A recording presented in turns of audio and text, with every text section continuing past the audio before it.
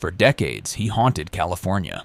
He slipped into homes, tied his victims, and vanished into the dark.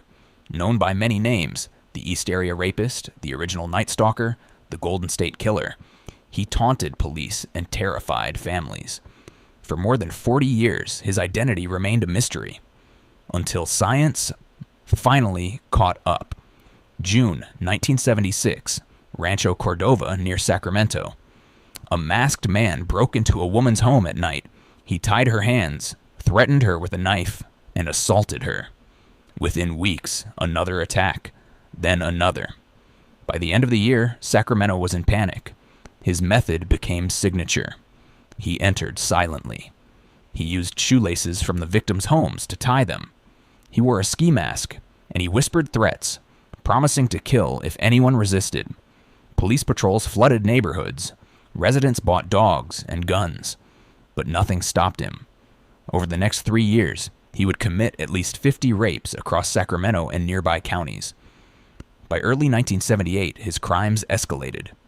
Brian and Katie Maggiore were walking their dog when they spotted a suspicious man.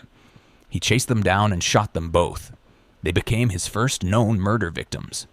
As his violence grew, he expanded his hunting ground, striking in Contra Costa, Modesto, and Stockton. By 1979, he moved south. His crimes turned almost exclusively to murder. Couples in Goleta, Ventura, Dana Point, and Irvine were tied, terrorized, and killed in their beds. Police called this predator the original Night Stalker. What they didn't yet realize was that the rapist of Sacramento and the murderer in Southern California were the same man. One of the biggest challenges was identity. Different jurisdictions, different names. In Northern California, he was the East Area Rapist. In the South, the original Night Stalker. Some even called him the Diamond Knot Killer for his unique binding style. It wasn't until 2001, decades later, that DNA evidence confirmed all of these crimes were linked to one man. The public would come to know him as the Golden State Killer. Why wasn't he caught? He was meticulous. He studied his victims, often stalking them for days.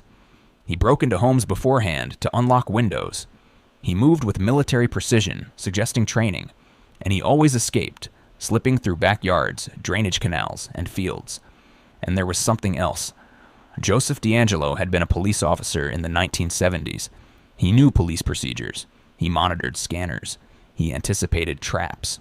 Even when his crime stopped in 1986, he never faced justice. By then, he had built a normal life, a wife, 3 daughters, a stable job as a truck mechanic in a Sacramento suburb. He lived in plain sight. Behind the headlines were real people. Survivors described the terror of waking to a flashlight in their faces. Children heard muffled screams from their parents' room. Widows and families lived decades without answers. He wasn't just a ghost in the news. He was trauma that never ended.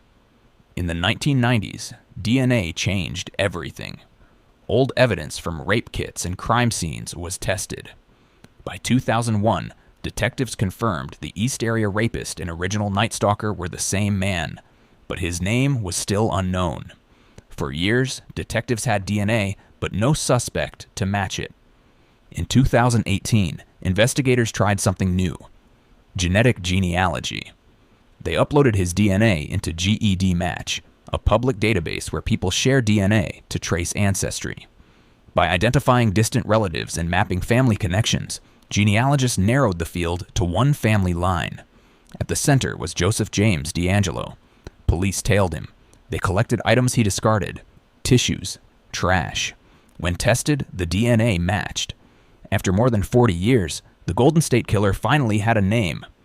On April 24, 2018, DeAngelo was arrested at his Citrus Heights home.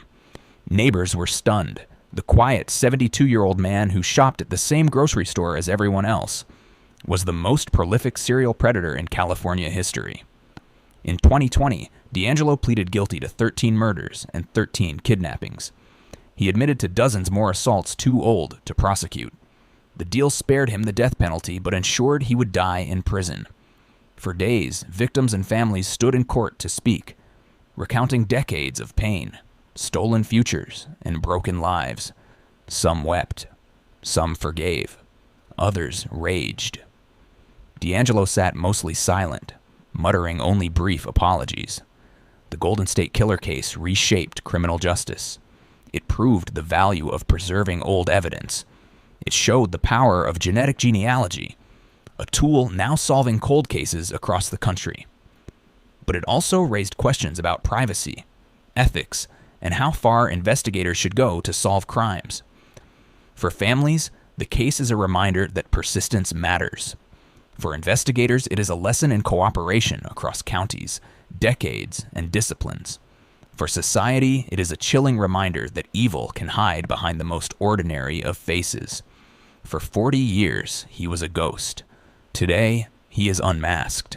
And though nothing can erase the pain he caused, his capture proves that even the coldest of cases can find justice. Do you think genetic genealogy should be used more widely to solve cold cases? Like this video if you believe persistence finally brought justice. Comment your thoughts. How did DeAngelo evade capture for so long? Subscribe to Quick Crime Vault for more deep dive true crime stories. Share this video to honor the victims whose voices were silenced for decades.